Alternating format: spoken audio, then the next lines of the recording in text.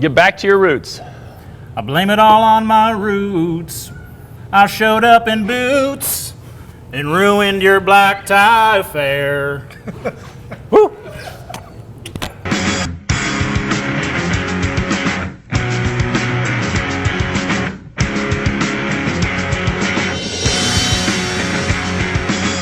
Welcome to the Confluence Tap Room. We're here to release another beer this week. I'm John Martin, head brewer and co-founder. I'm joined by Josh Maxim, production manager here. So an old favorite of mine is the Fuller's London Porter, and so, you know, what better beer to mimic when we're making an English porter? I would say the ESB and the English Porter are like probably, in my opinion, the two like staples of the English tradition of brewing. Absolutely. Yeah. So many pints over there at the Royal Mile over the years. That's true. Yeah. So yeah, that's what this beer resembles. That was the muse that we used. Obviously, ours is going to be a little different. It always is, but I think we don't have Fuller's water. So, we don't. Yeah, the burden. The burden. That mineral character, not quite the same, but yeah, English porter, right? What differentiates it from a stout, from an American porter? I think a big component is going to be the yeast. That English yeast always gives you kind of those orchard fruit flavors. Get like a little cherry, a little berry, and then the malt bill is obviously the biggest component. You get some chocolate, you get some toffee, you get some caramel maybe.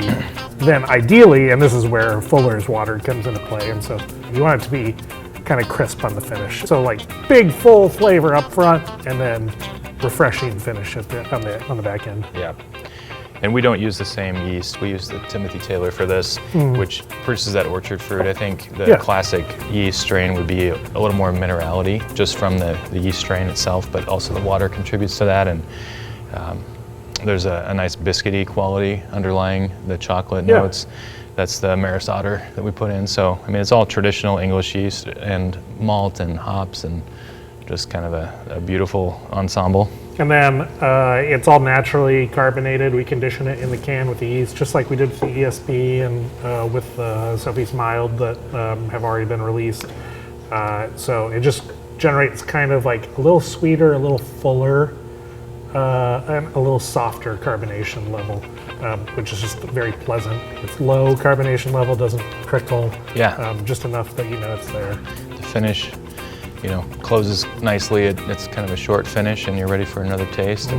It's a big beer flavor, but not a beer that drinks like it's a big beer, and I think that's the big attraction. Is why we'll have this beer on cask once the beer on tap runs out, so keep an eye out for that. That'll be the case for the ESB and the Sophie's Mild as well. So as you see those start to go away on the actual tap handles, you'll start to see it come onto the beer engine, and you can drink it cask, which is, you know, like the really traditional way to drink English beers. I think English beers get a bad rap. I think that people think that they're boring, but to me, they're like the quintessential, I'm done with a day of work, and I'm going to the pub, and I'm having a pint, and like they do the work. They do. They're hard-working beers. They are. Yeah.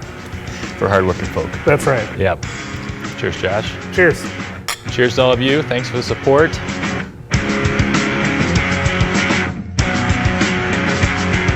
Meow, meow, meow, meow, meow, meow. I'm blue, I've been deed, I've been died, I've been deed, I've been